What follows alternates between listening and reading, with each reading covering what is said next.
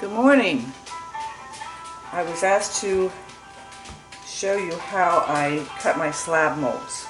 Now this particular mold has markings on it so to guide me. So anyway, let's get started. And what I'm going to do is take a straight edge, doesn't matter what you use for the straight edge, and then just mark the soap.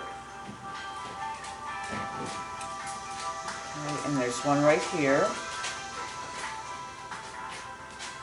You want to make sure it's straight up against the side of the mold. And you just make your little mark. And I'll do the same on the opposite side. Let me turn this around.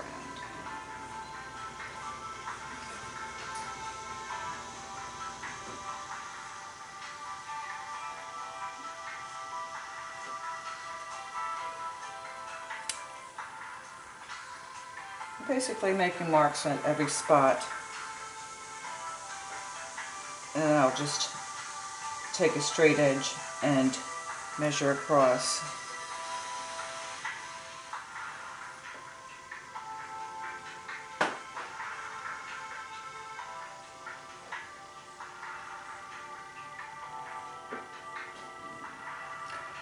If you don't have these marks on your mold, what you can do is just measure.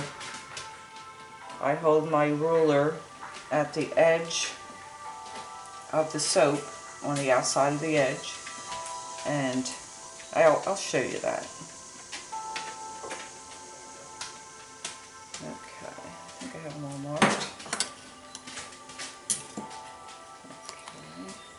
Now I've got a little ash going on this morning with this soap, but that'll come off when I clean my bars up. The silicone mold I got from eBay, in case you wanted to know.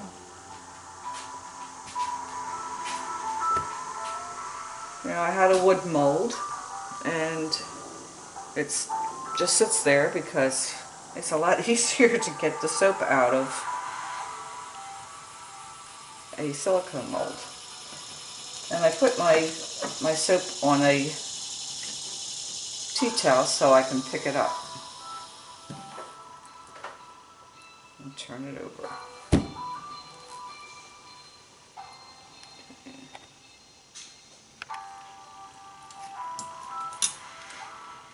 I have one of these little tea, if you can see that,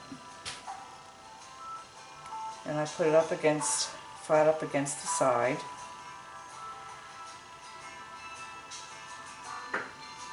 Where the mark was.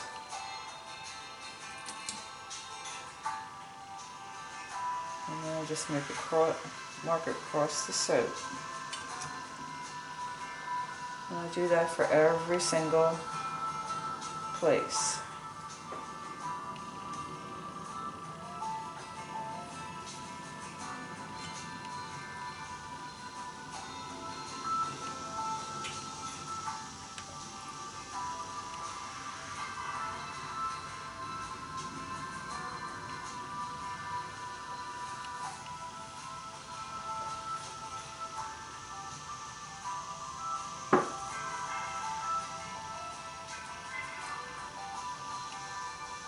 Some people say to wear gloves when you're cutting your soap, but I only do it when I'm washing my soaps.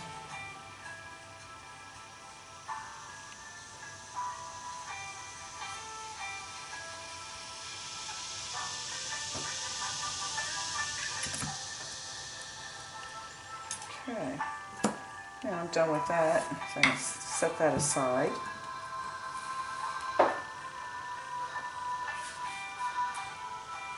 Okay, I have to take it to the edge of the counter because it just won't let me go all the way through with my soap, with the cut of my soap. Okay, make sure I get it on that line, and I stand over the knife to make sure I'm going straight through. sometimes that doesn't work either, but you can only try. And I just take my ruler and it gives me more leverage to push down.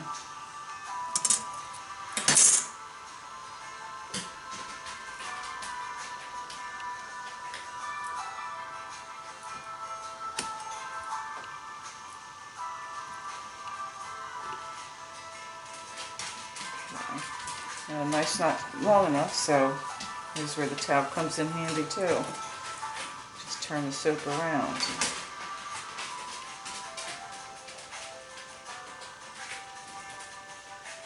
Okay.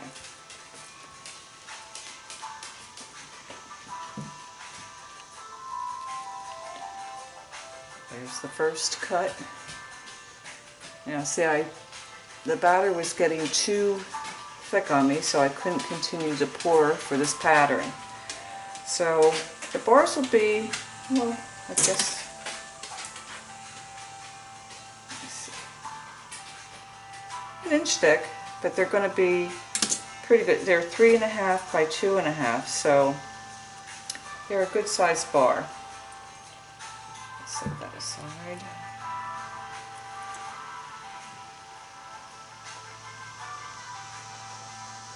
I hold on to the opposite end of the knife to keep myself from shaking.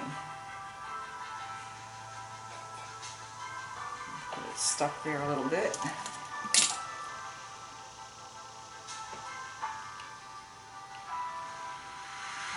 it out.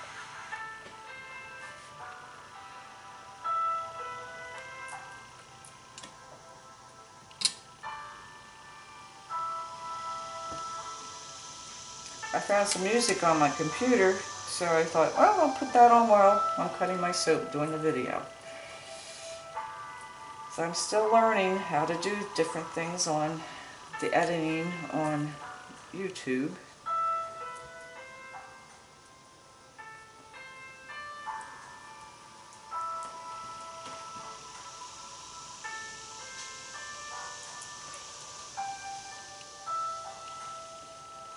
Okay.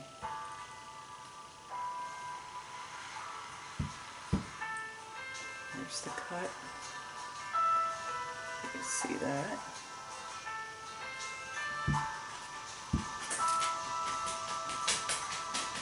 And then I just continue to cut the bars.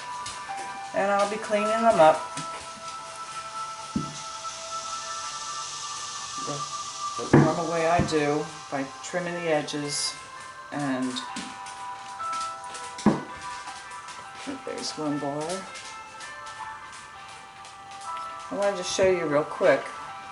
These are the cupcakes I made with the leftover batter. Got a couple little holes here and there because the batter was so thick, but they make interesting cupcakes. And I'll be cleaning them up too. Alrighty, that's it for how I cut my loaf mold, and it depends on what size you want your bars to be. So just take your ruler, and my 1 inch is here, and if I want it 2.5 inches, I just mark it at 2.5 inches. If I want it whatever size, I mark it at that size and cut. Alright, well, this is Misty Springs Bath and Body. That's me, and hope you enjoyed the film. Thanks for watching. Bye-bye.